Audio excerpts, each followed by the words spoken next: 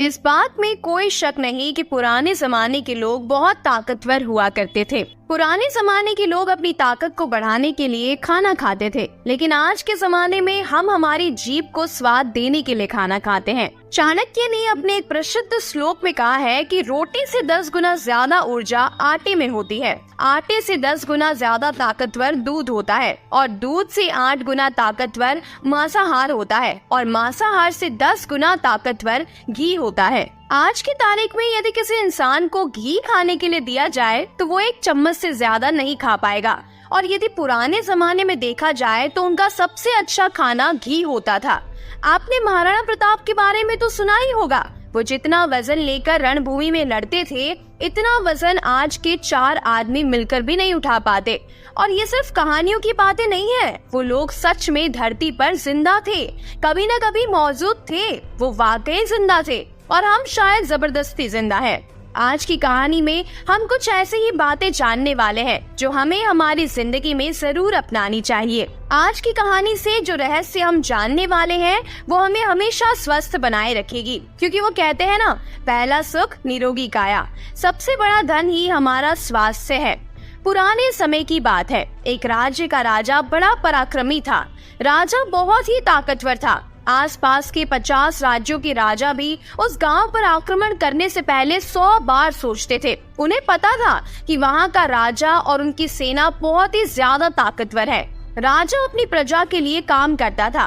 प्रजा के लिए जो सबसे फायदेमंद चीज होती थी, उसी चीज का वो राजा फैसला लेता था। लेकिन जब राजा अपने घर की तरफ देखता तो उसे बहुत चिंता होती थी। उस राजा के 2 पुत्र थे। उसका बड़ा पुत्र बहुत ही ज्यादा ताकतवर था। वो हर चीज का हुनर सीख चुका था, चाहे फिर तलवारबाजी हो या भाले से खेलना हो या आग से खेलना हो। वो हर तरह की चालबाजी से संपूर्ण था। उसे जो भी चीज सिखाई जाती वो बहुत जल्दी सीख जाता था। सब राज्य के लोग यही कहते थे कि यही राजा का उत्तराधिकारी बनेगा। और वहीं दूसरी तरफ उसका छोटा पुत्र था जो बहुत ज्यादा कमजोर था।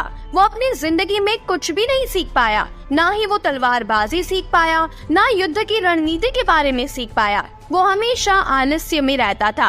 राजा को ये बात बहुत ही तकलीफ देती थी।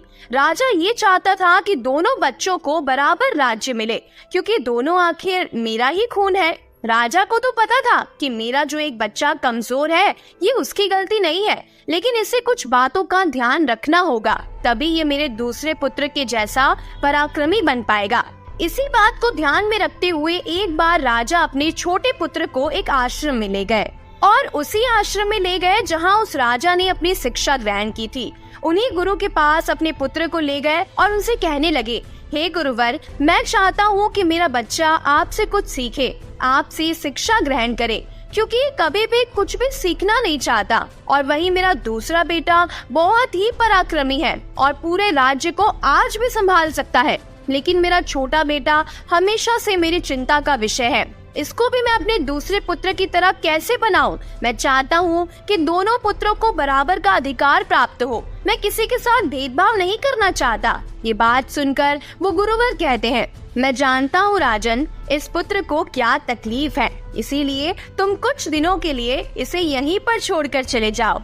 मैं तुम्हें ये आश्वासन देता हूँ कि जब तुम वापस आओगे तब तुम्हारा ये पुत्र पूरी तरह से बदल चुका होगा और उसे देखकर तुम्हें खुद भी विश्वास नहीं होगा कि ये मेरा वही पुत्र है। वो गुरुदेव वास्तव में बहुत ही बड़े आत्मज्ञानी थे। वो राजा के पुत्र को देखते ही समझ गए थे कि उस बच्चे को क्या तकलीफ है और इसे कैसे पराक्रमी बनाया जा सकता है, क्योंकि वो आखिर एक राजा का खून था और उसे इसी बात का एहसास करवाना था। राजा अब अपने पुत्र को वहीं आश्रम में छोड़कर चला जाता है। उसके बाद वो शिष्य उसी आश्रम में रहने लगा। बहुत दिन बीत गए, लेकिन गुरुदेव सही समय का इंतजार कर रहे थे। एक दिन वो गुरु शिष्य से कहते हैं, चलो आज मैं तुम्हें कुछ दिखाना चाहता हूँ। उसके बाद गुरुदेव उस बच्चे का हाथ पकड़ते हैं और उसे एक पहाड़ी पर ले जाते हैं। उस पहाड़ी पर ले जाकर वो गुरुदेव कहते हैं कि आज मैं तुम्हें जो सिखाने वाला हूँ, तुम्हें उसे ध्यान से सीखना होगा, क्योंकि यदि तुमने ये आज नहीं सीखा तो तुम अपनी जिंदगी में कभी कुछ नहीं कर पाओगे, क्योंकि अब तुम्हारे घर जाने का वक्त आ चुका है। मैं तुम्हें एहसास करवाना चाहता हूँ कि तुम इस धरती पर क्यों आए हो। उसके बाद वो गुरुवर कहते हैं कि जरा एक बार तुम ऊपर ध्यान दो। ऊपर एक चील उड़ती हुई दिखाई दे रही थी, जिसने अपने पंजे में अपने बच्चे को पकड़ा हुआ था। वो ऊपर आकाश में बादलों को चीरती हुई चली जा रही थी और वहाँ पर जाकर वो अपने बच्चे को छोड़ देती है। गुरु और शिष्य उस चील को बड़े ध्यान से देख रहे थे और तभी चील जब अपने बच्चे को छोड़ देती है, उसका बच्चा पत्थर की भांति नीचे जमीन पर आने लगता है। और जब वो बच्चा नीचे आने लगता है तो वो अपने पंखों को फड़फड़ाने की कोशिश करता है, लेकिन उसके पंख नहीं खुलते और वो बिल्कुल एक पत्थर की तरह नीचे गिरने लगता है। जैसे ही वो नीचे गिरने वाला होता है, ऊपर से एक पंजा आता है और उसे पकड़ लेता है और वो पंजा उसकी माँ का होता है। उसके बाद वो फिर से उसे ऊपर लेकर जाती है और उसे ऊंचे आकाश में ले जाकर वहाँ से छोड़ देती है। ऐसा वो बार बार कर रही थी। तभी वो गुरुदेव शिष्य का हाथ पकड़कर उसे एक पेड़ पर लेकर जाते हैं और पेड़ के पास चील का एक घोंसला होता है। वो उस घोंसले को अपने शिष्य को दिखाते हैं कि ध्यान से देखो, इसी में चील का बच्चा रहता है। और इस पेड़ को ध्यान से देखो, इस पेड़ पर कितने सारे फूल हैं, लेकिन फिर भी इस चील के घोंसले में एक भी फूल नहीं है। वो अपने बच्चे को इन फूलों के अंदर रख सकती है, पर वो जानती है कि फूलों में रहकर वो सिर्फ एक पंछी बनेगा, आराम करने वाला पक्षी बन जाएगा। लेकिन जब एक कांटों वाले घोंसले में रहेगा तभी वो एक चील बन पाएगा। और तुम भी एक राजा के बेटे हो, इसीलिए तुम्हें भी इस तरह फूलों में नहीं रखा जा सकता। तुम्हें भी कांटों में रहकर अपने आप को मजबूत बनाना होगा। वो चील यही कर रही है। वो चील अपने बच्चे के भीतर से उस डर को भगाने की कोशिश कर रही है, उन्हें ऊंची उड़ान भरना सिखा रही है। वो बार बार जाकर अपने बच्चे को ऊंचाई से गिरा रही है, बहुत ऊपर तक ले जाकर गिरा रही है, ताकि वो उड़ना सीख सके, उसके भीतर का डर दूर हो सके, वो बादलों को चीरता हुआ आसमान में उड़ सके। जिस चीज के लिए वो पैदा हुआ है, जहाँ पर वो पैदा हुआ है, वो माँ अपने बच्चे को सिखाना चाहती है, उसका एहसास करवाना चाहती है कि यदि वो किसी दूसरे पंछी की योनि में पैदा हुआ होता तो उसे ये सब नहीं करना पड़ता। वो फूलों में पैदा होता और फूलों में ही खत्म हो जाता। लेकिन चील के बच्चे का एक नियम होता है, नियति उसे तभी जिंदा रखेगी जब वो ये सब हुनर सीखेगा। और तुम भी एक राजा के बेटे हो। तुम भी जब ये हुनर नहीं सीख पाओगे तो तुम अपने राज्य की सुरक्षा कभी नहीं कर पाओगे और तुम एक दिन मारे जाओगे। ये सब देखकर उस शिष्य को बहुत कुछ सीखने को मिला। उसने कहा, गुरुवर, मुझे बहुत कुछ एहसास हो रहा है। मुझे पता है कि मैं एक राजा का बेटा हूँ। उसके बाद वो गुरुवर उस शिष्य को फिर से अपने आश्रम में ले जाते हैं और अपने आश्रम में लाकर गुरुवर उस शिष्य से कहते हैं, मैं तुम्हें अब कुछ बातें सिखाना चाहता हूँ जो तुम्हें पूरी जिंदगी अपने जीवन में याद रखनी है। उस चील से तो तुमने बहुत कुछ सीखा, लेकिन तुम चील के बच्चे की तरह तो ज्ञान नहीं ले सकते। आखिर में तो तुम भी एक इंसान ही हो। तुम्हें इंसान की तरह ही अपने शरीर को बनाना होगा। आज मैं तुम्हें कुछ बातें बता रहा हूँ जो तुम्हें अपने घर जाकर करनी है, तभी तुम एक पराक्रमी राजा बन पाओगे। तुम अपने शरीर को स्वस्थ रख पाओगे, क्योंकि राजा कभी बीमार नहीं पड़ता और तुम्हें बीमार नहीं पड़ना है। तुम्हें इन बातों को हमेशा याद रखना होगा। पहली बात जो तुम्हें याद रखनी है, हमेशा सुबह जल्दी उठना। तुम एक इंसान हो, इसीलिए तुम्हारे लिए ज्यादा से ज्यादा 6 से 8 घंटे की नींद बहुत है। इससे ज्यादा तुम कभी मत सोना। सुबह जल्दी उठकर अपना जो हुनर है, एक राजा बनने के नाते उस हुनर को तुम्हें सीखना है।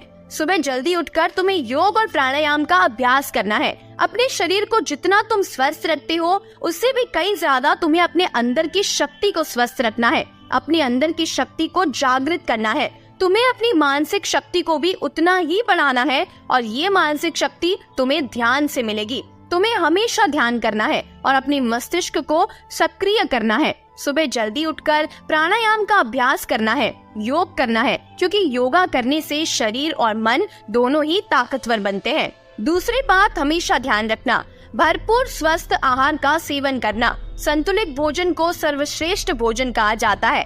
यहाँ पर संतुलित का मतलब है कि खाने में उन सारी चीजों को शामिल करना जो हमारे स्वास्थ्य के लिए अत्यंत लाभदायक है। खाना उतना ही खाना चाहिए जितनी हमें भूख लगी है, उससे 20% कम ही खाना चाहिए। इससे हमारे शरीर में खाना जल्दी पच जाता है और खाना कभी पेट में पड़ा पड़ा सड़ता नहीं है, जैसे कि सब्जियां, फल, दूध, दही और विभिन्न प्रकार की दालें, चने। और यही होता है असली भोजन। जीभ के स्वाद के लिए तुम ऐसी चीजें मत खा लेना जो तुम्हारे स्वास्थ्य को नुकसान पहुंचाए। अगली बात जो तुम्हें ध्यान में रखनी है, यदि तुम्हारे मन में कोई ऐसी बात आ चुकी है जो तुम्हें चिंता में डाल रही हो, तो तुम उस बात को अपने घर परिवार में कहना, उनसे साझा करना, अपने किसी न किसी प्रिय से उस बात को साझा करना। अगर तुम उस बात को छुपा कर रखोगे तो वो बात तुम्हें धीरे धीरे अंदर से कमजोर बनाने लगेगी और वो बात तुम्हें चिंता में डुबा देगी। और ये तो तुमने सुना ही होगा कि चिंता एक व्यक्ति को